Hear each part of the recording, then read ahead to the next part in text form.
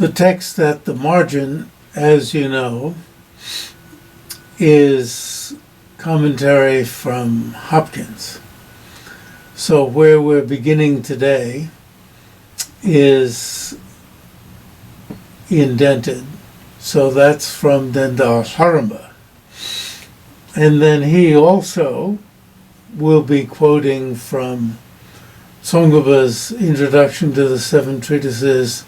Well, it says prime cognition.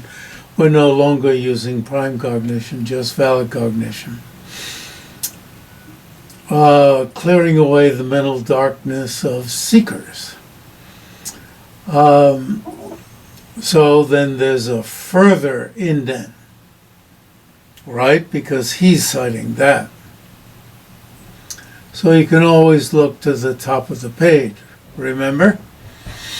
So I'm thinking maybe somebody, there might be a stray person who forgot this quintessential instruction.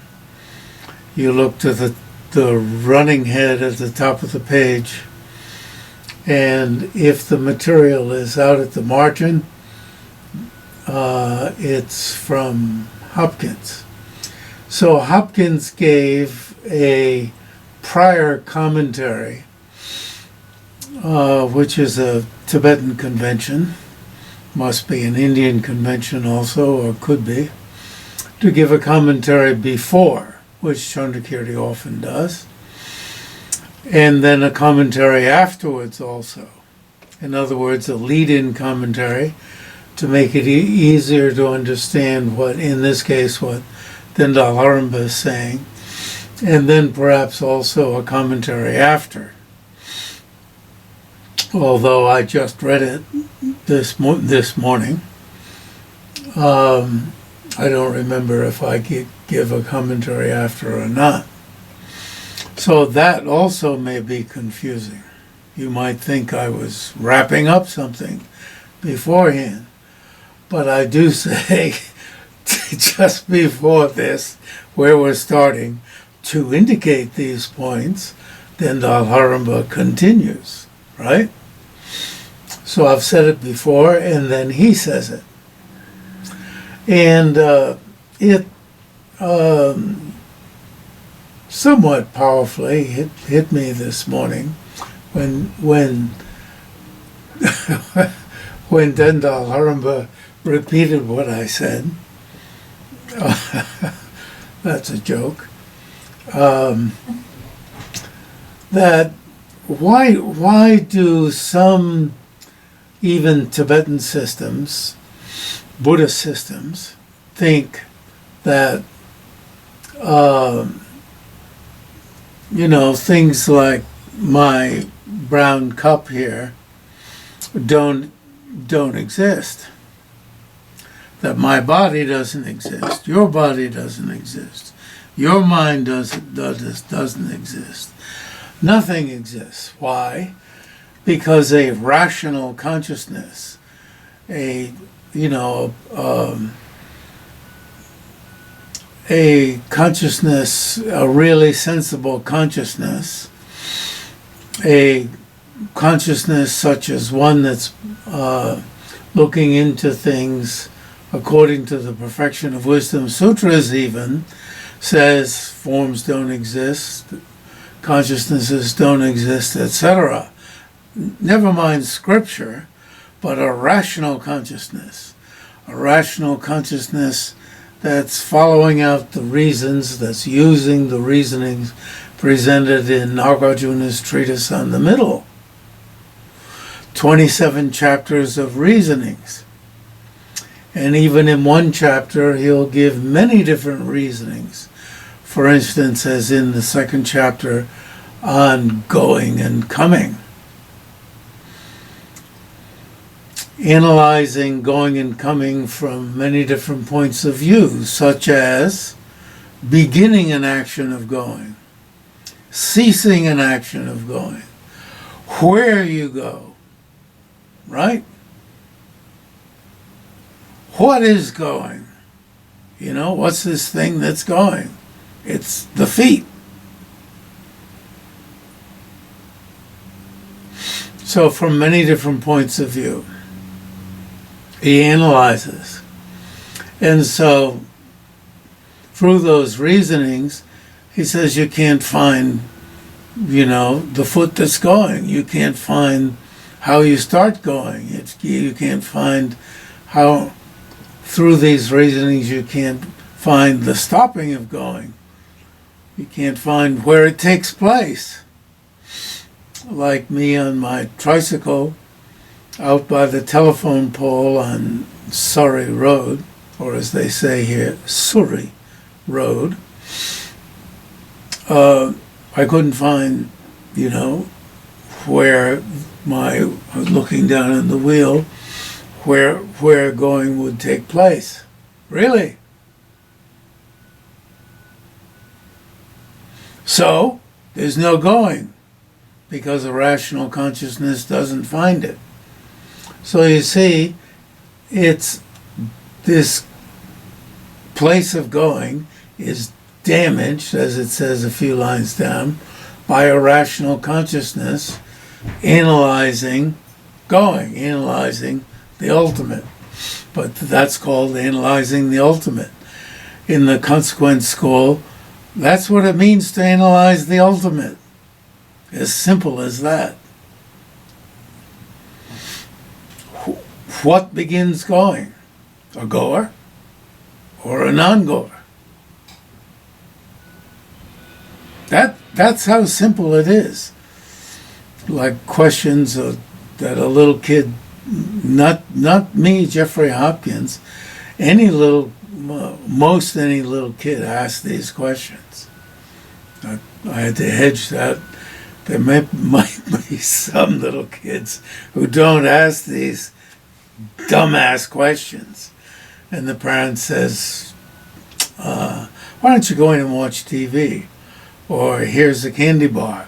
Or go to the, in my case it was, well, I'm sorry, I shouldn't make it, go to the, what do you call it, I'm saying, in my case it was go to the drugstore and buy some ice cream. Because the ice cream was sold at the drugstore. You can't buy ice cream at the pharmacy here. You have to go to ice cream store? I don't know. Go to the Friendlies. Just read yesterday that Friendlies is going into bankruptcy. I had a Tibetan friend who worked at Friendlies. I wanted to call him up and say, hey, Friendlies has asked to go into bankruptcy. But, you distract the kid. And that's called analyzing the ultimate?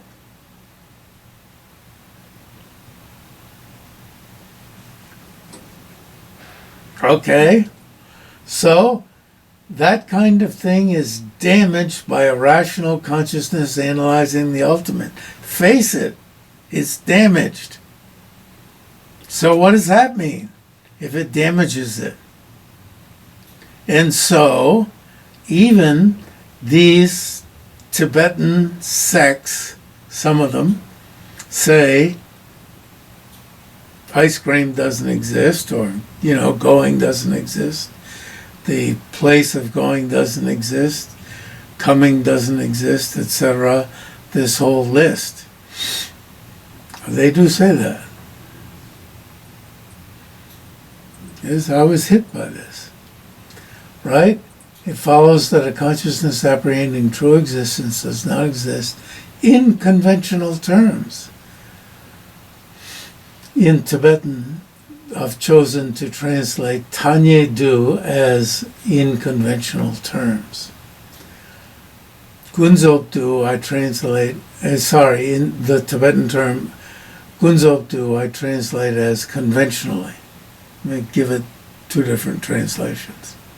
But that explains why sometimes the sentence is in conventional terms and sometimes conventionally.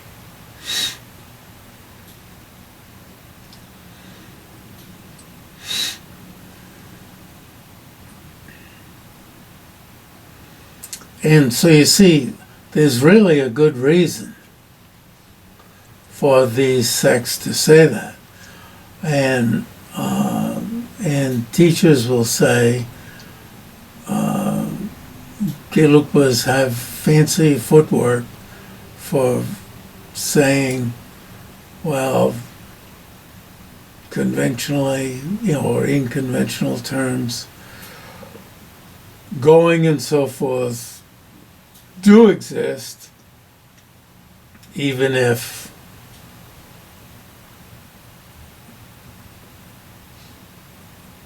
ultimately, there's a whole lot of footwork. Tsong-kha-pa's illumination of the thought is really fantastic in drawing the lines. And here the line is being drawn. My response is that being damaged by a rational consciousness analyzing the ultimate does not necessitate not existing in conventional terms. Wow. That's difficult.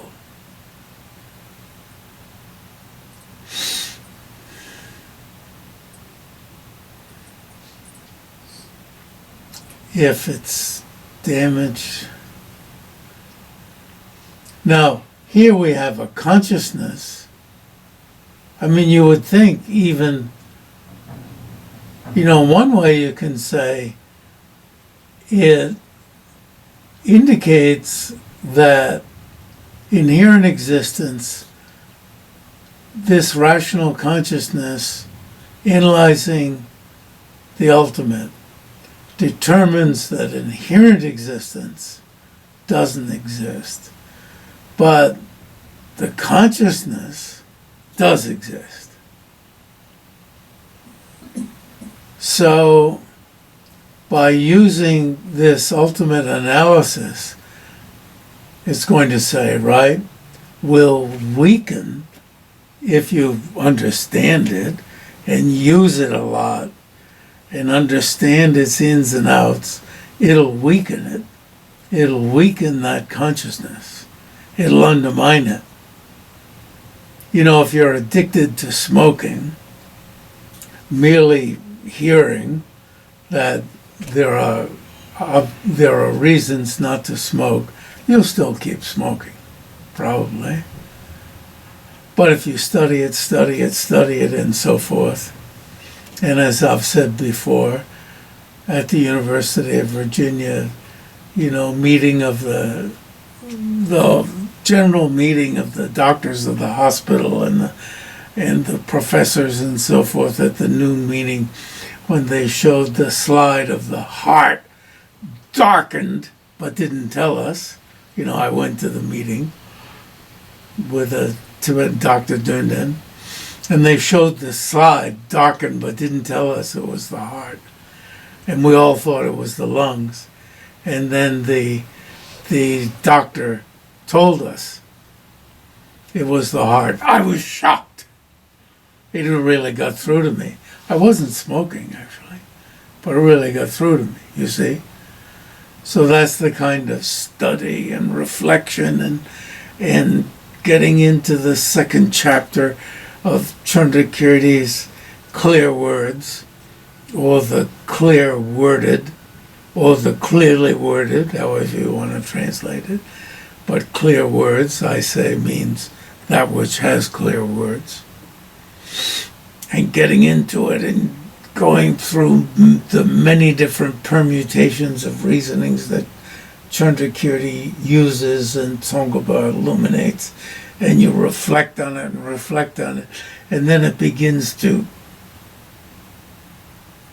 break apart a little and gradually shatters your belief in findability, in the findability of all of these elements of going.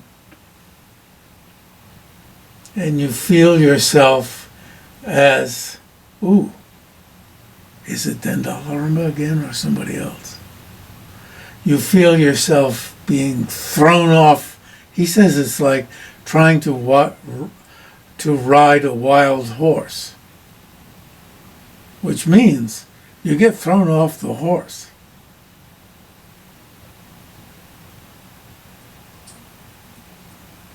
Into determining that things don't exist at all. All right, enough. So, it says here, under number 1, merely damages the stable abiding of the later, oh, I was thinking that meant latter, but later continuum. No, it's later. Later continuum of a consciousness apprehending inherent existence. You know, that consciousness that wants to smoke has a stable continuum, right? It keeps going on and on and on. The consciousness that lusts, my consciousness that lusts after chocolate, right? I'm tired at the end of the day, and I see the chocolate bar up there, and I go and grab it. And I don't just break off one piece, I break off two, and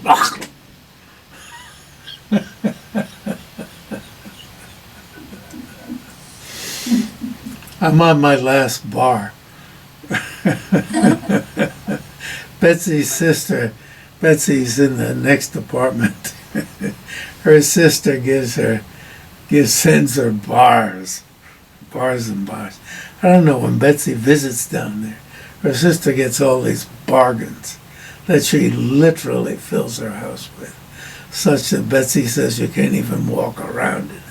Only her sister knows all the pathways around, all these bargains that she's bought. And she gives them away eventually. But she never clears the house.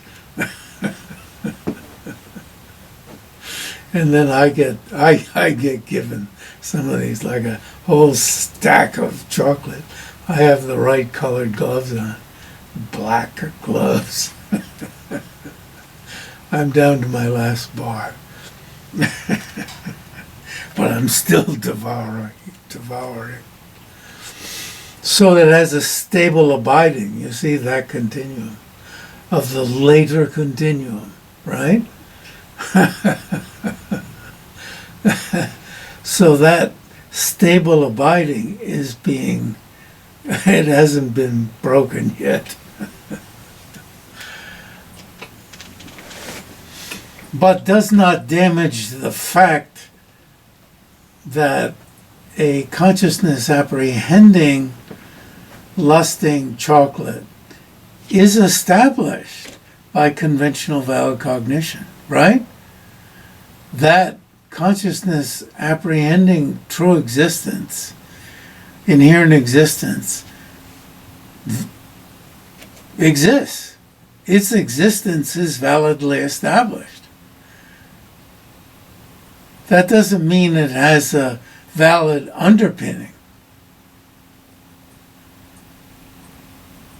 Its underpinning is totally invalid. But its existence is validly established. It exists. Whatever exists is validly established.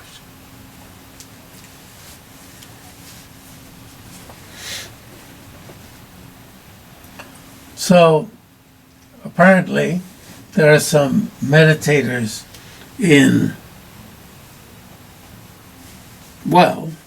any of us, who feels, oh, now I have a valid cognition of emptiness, for instance. And then, maybe we really don't. And then it's easily shattered. Somebody sticks chocolate in front of my face and I'm emptiness, forget it. It doesn't apply to chocolate, right? Or somebody calls me a freaking shit and I, Or maybe somebody did call me that 5 times and it was totally, it doesn't mean anything to me. I'm my totally placid self. But then they get in and put something with it that just touches me. Maybe very simply.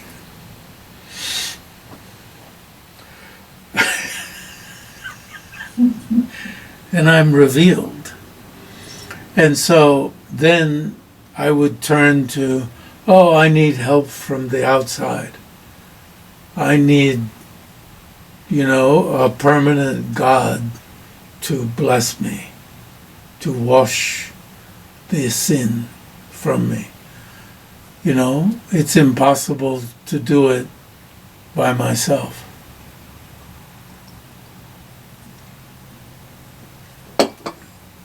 Tibetan Buddhism often looks like that, doesn't it?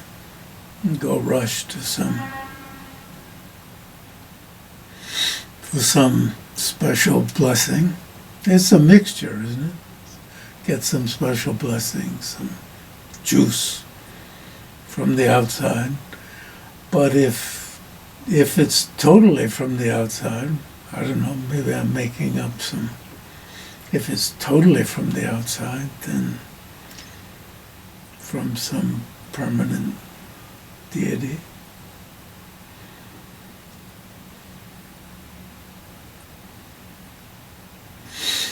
Anyway, okay. So Tsong-kha-pa says the same thing. It's so we don't need to. Oh yeah. And then the Larimba, after quoting, and then Dharmakirti's, and it quotes from Dharmakirti, compilation of Dharmakirti's commentary on Dignaga's compilation of valid cognition. And he says requires the drawing out of a distinction. And the distinction, we're out at the margin. So Hopkins provides, a similar commentary afterwards.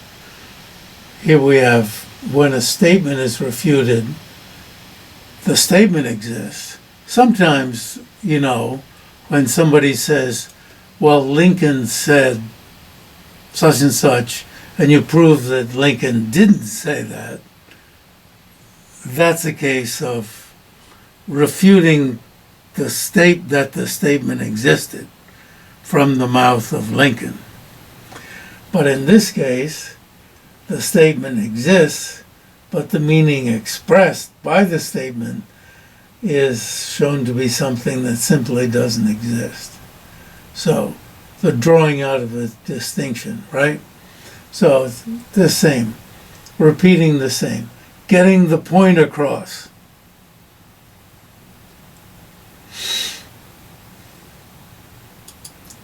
And of course, just hearing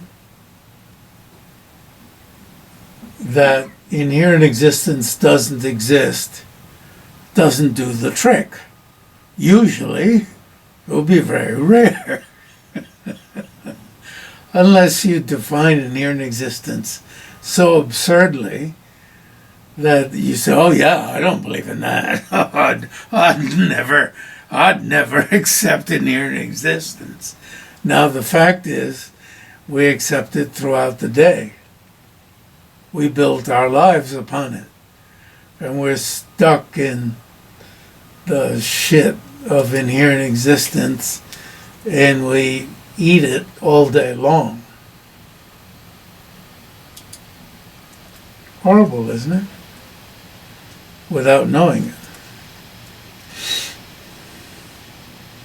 As His Holiness said, we feel if this this, meaning inherent existence, doesn't exist, when we see it, if this doesn't exist, nothing exists.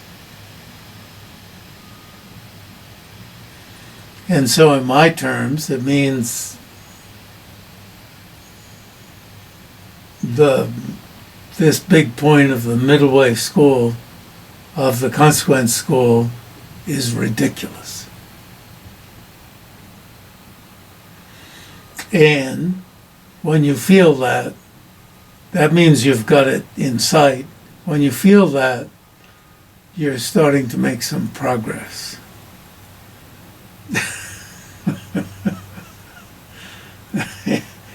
They're totally wrong.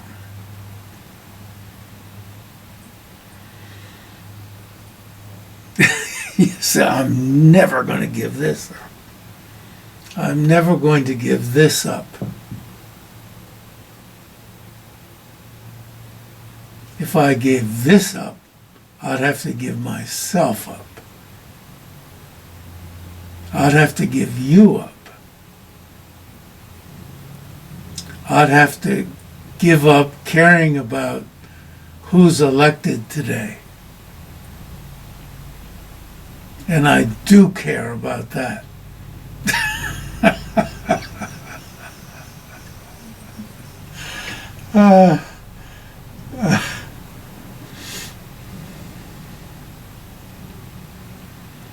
You know, it's distinguishing between inherent existence and conventional existences.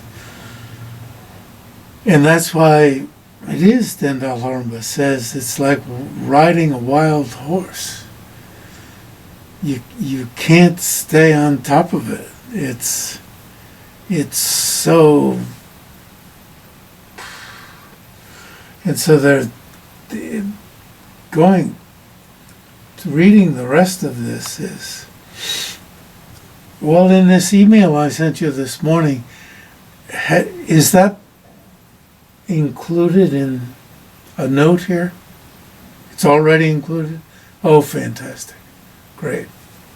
I'm so happy. I didn't want to include it again.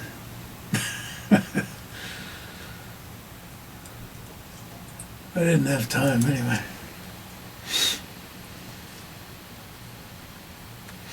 It's so beautiful what Dendalharma has done. And then we have this in the middle-length exposition of Special Insight.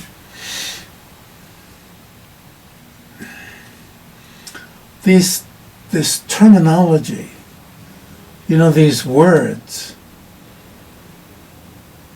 are so evocative. And objects in this next quote,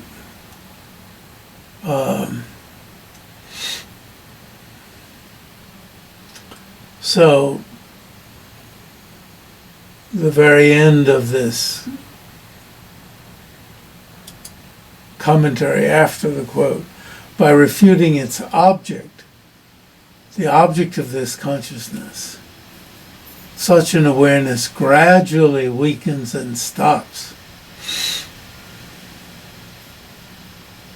You know, that I want to smoke it's like idiot talk. I used to smoke cigars every now and then, and the reasons against doing that are great, but I have to admit, just every now and then, maybe twice a year, I have a little bit of feeling, oh, be nice to smoke a cigar again. After I passed my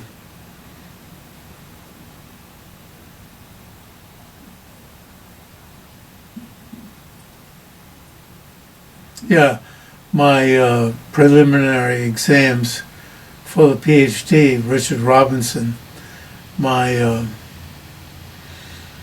original thesis advisor at the University of Wisconsin, he died from an accident and did not end up serving as my thesis advisor. We had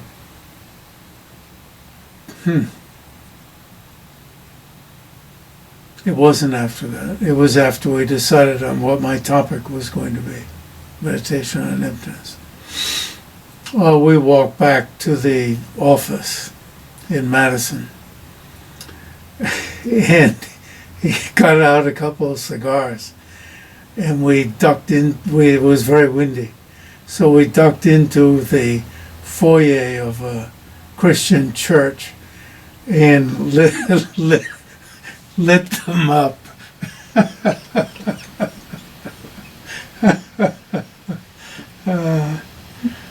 And then, of course, stepped back out on the sidewalk. We had to find a place to light them. You know, the church was closed off from the foyer.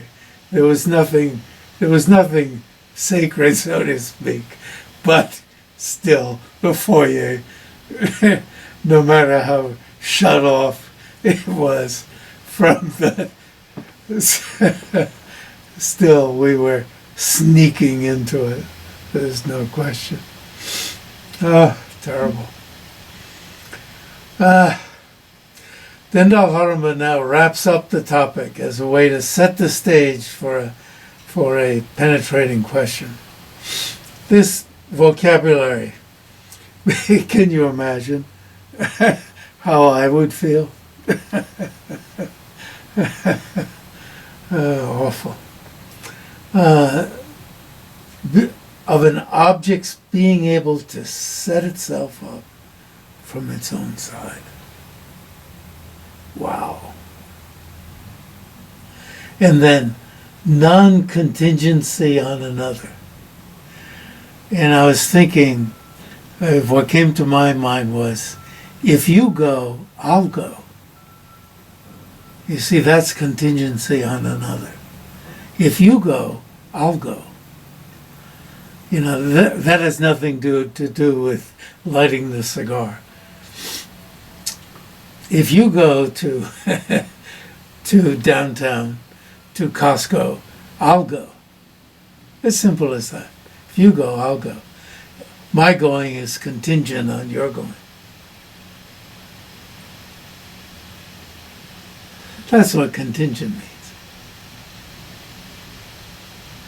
Contingent on its parts. That's not parts. But you know, this cup is contingent on its parts. Front and back. Front and back. In Tibetan, I ran out of words for rock leva. Probably looked up in a dictionary, and I hadn't used contingent yet. Rock leva. Here's another comment.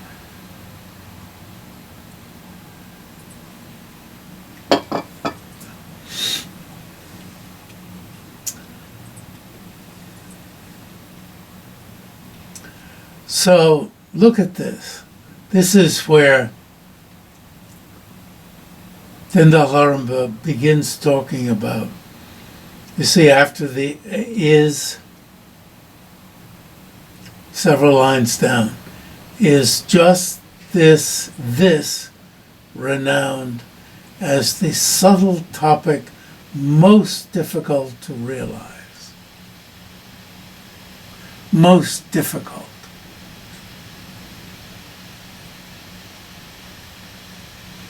And these are the two parts, the emptiness and the feasibility of the presentation of objects and agents, of causes and effects, and so forth. In that emptiness. You see, up above where this began, you have the rational consciousness analyzing, to use Thupten Jinpa's word, probing the ultimate. And even, as someone said, instead of rational consciousness, it's the probing consciousness. But, fine, rational consciousness, analyzing the ultimate. Using these shockingly simplistic, is that bicycle wheel moving on the already gone over, the present action of going, the yet to be gone over, or the being gone over? You would expect it would be on the being gone over.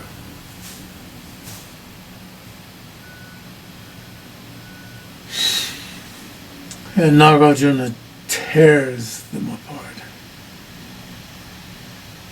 And you feel, really?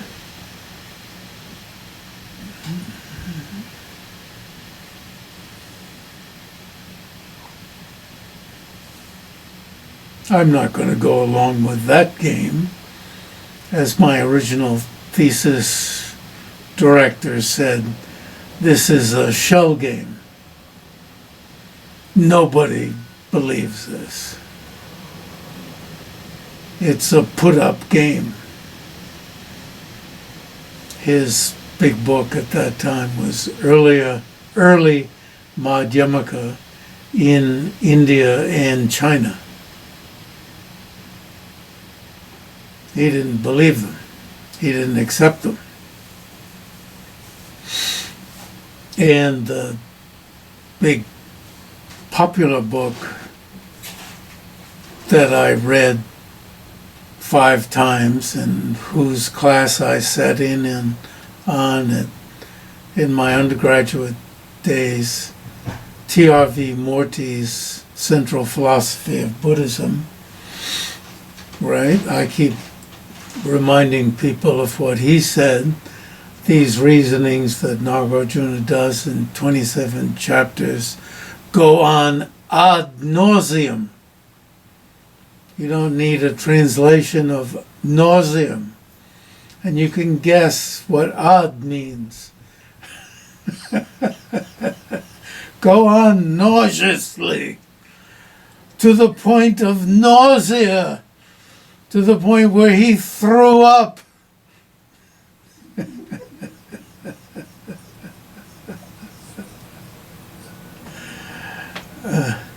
Whereas Tsong-kha-pa says the sharp bodhisattva wants more and more reasons that the mind is broadened to emptiness. You want more and more. Whereas the lesser types have just a few reasonings. And it's really something to think about what that means. And usually when Gelugpa scholars teach emptiness, they teach just a few. Something tiny. But then, you're really lucky to get a teaching on an expansive teaching.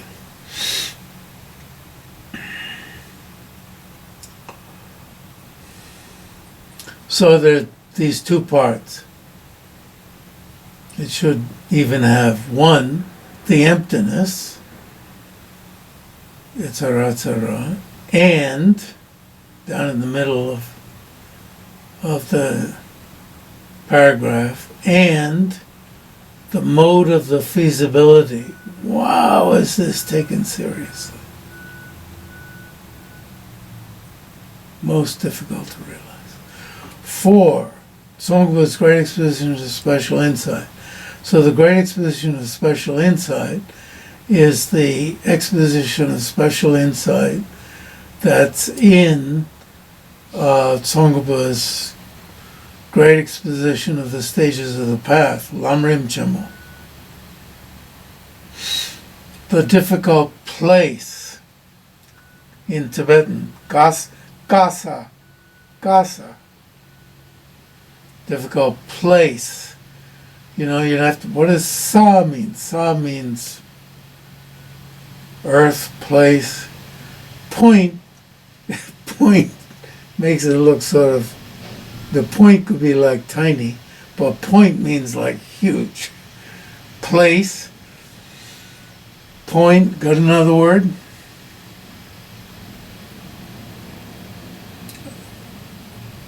Ground.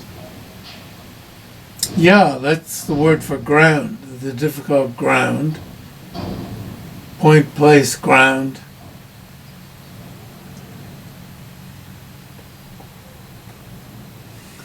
I don't know if ground works.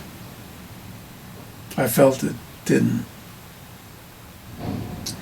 Is that a combination of the two, and then go down, there's bullet, bullet, right? Just like the two above, hardly occurs.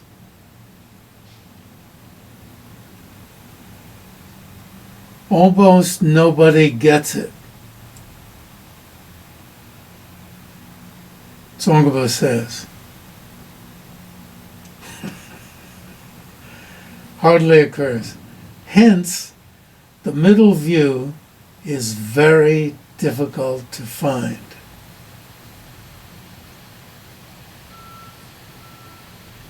And then I put in a note what Tsong-kha-pa says in his middle length special insight, in which I repeated, so you do have this in the note.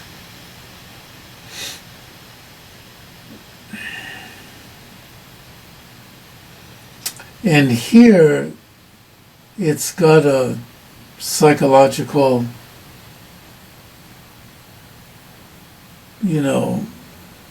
psychological sense of an experience, and he poo-poos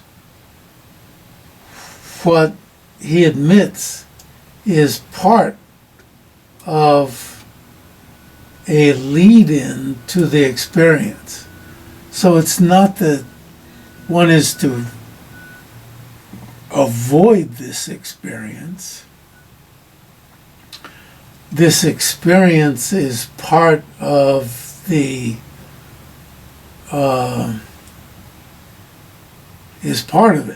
it's a lead-in. It's something that he says everybody undergoes. So it's not what's in the note is not something that one is to say, oh, I should stop this. It's just you've got to undergo it, and you've got to go further. And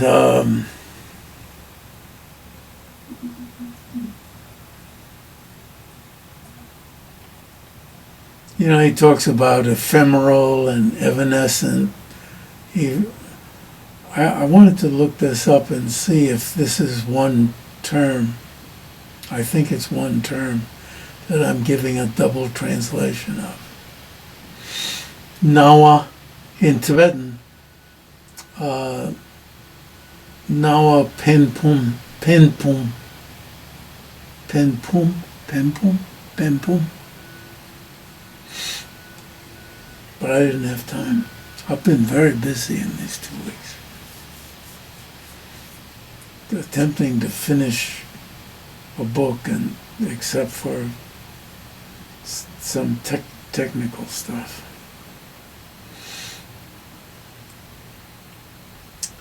Now look at the very end of that note. However, the difficult point is that you must from the depths, and I've read it, of course, this morning. I couldn't send it to you without reading it. Be able to induce ascertainment. Does it have 2 parts? It must. It has to.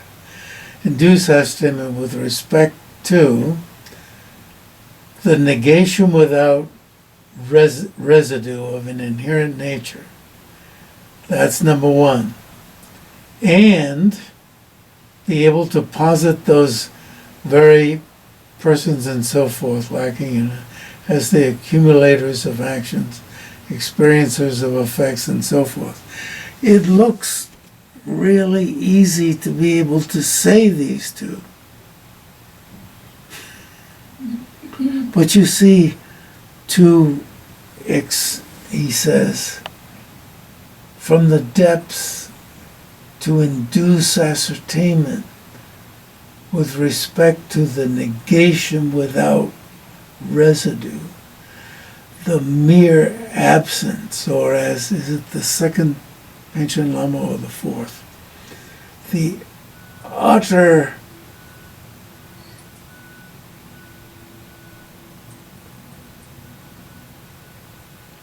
Dongsang, in Tibetan Dongsang, utter vacuity, the utter vacuity, the experience of the utter vacuity, the utter non-finding.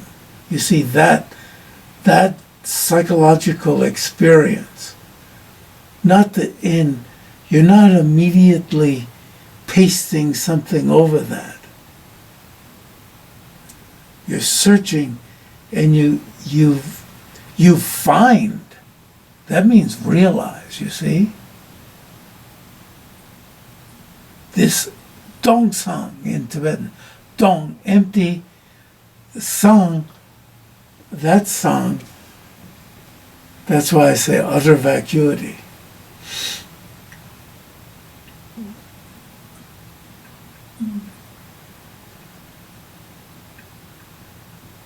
Without any residue of an inherent nature. Be able to induce ascertainment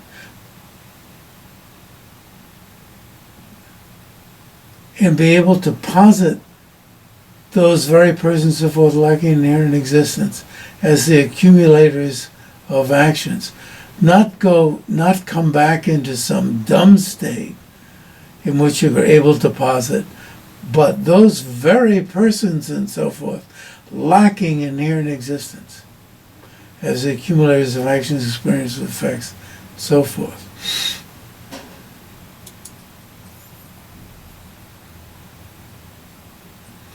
And then he says, as with all of those, in the great exposition of the stages of the path, in that section called the Great Exposition of Special Insight, and in the small exposition, here in the middle-length exposition, he says again, a composite of these two hardly occurs. There almost isn't anyone who understands this, who's able to do this. In one way, he's saying, don't worry about this if you're having trouble with this. And another way he's saying, pay attention to this and put a lot of effort into this. Keep working on it. Worrying is another matter. Keep at it. Get these two parts of it. And study, hear, meditate, hearing, thinking to the point, thinking that induces valid cognition. Hearing that gets matters straight.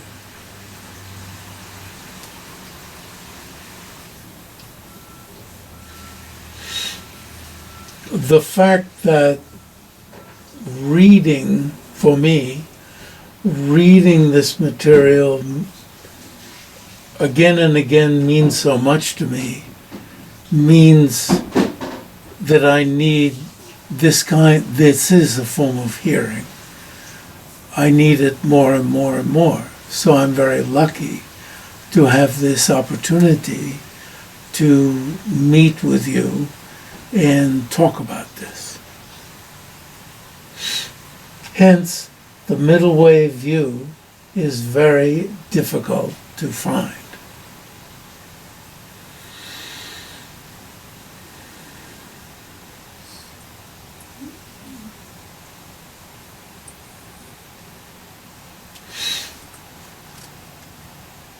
So, in one way, as strong as these presentations are, and here are three of them, and we're reading the ins and outs of presentations by some really good Tibetan scholars, which causes us, by immersing ourselves in the details of them, to be drawn into these topics more and more. As strong as these are, they don't flip us into, or they don't flip me into retaining all of these details. We have to go over them again and again and again and reflect on them and reflect on them. And I have to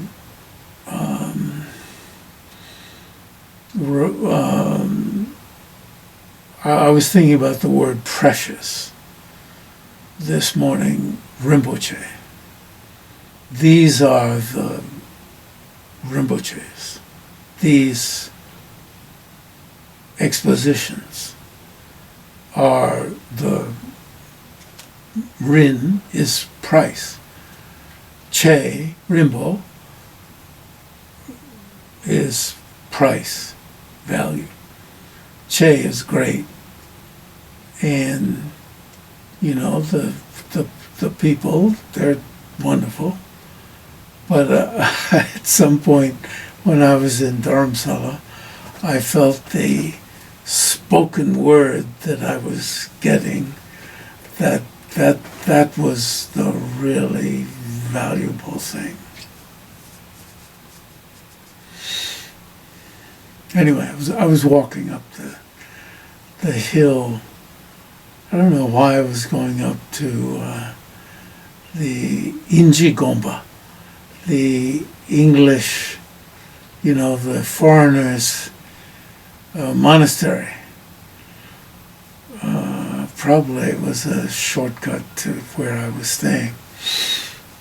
And, you know, my legs were aching from having sat for 4 to 6 hours for His Holiness's teaching on, probably on the 6 works of Nagarjuna. And, you know, I was deciding that what was so precious was the spoken word.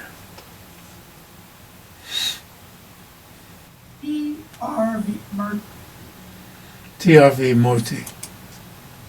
Now that we've studied with you, if we were to read that book, what would we want to concern ourselves with, since it sounds like it is a very important book to you, but also the view isn't correct? Or is that wrong? I think there are a lot of good things in that book. And,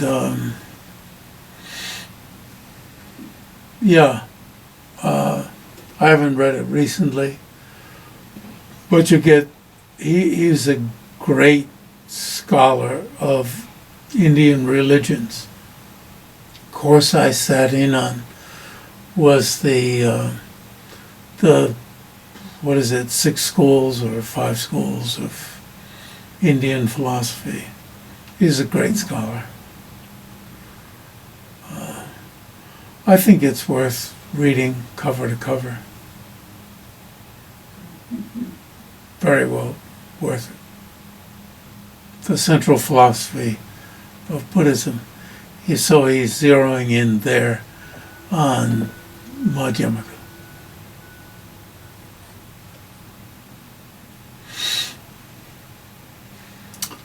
See you around.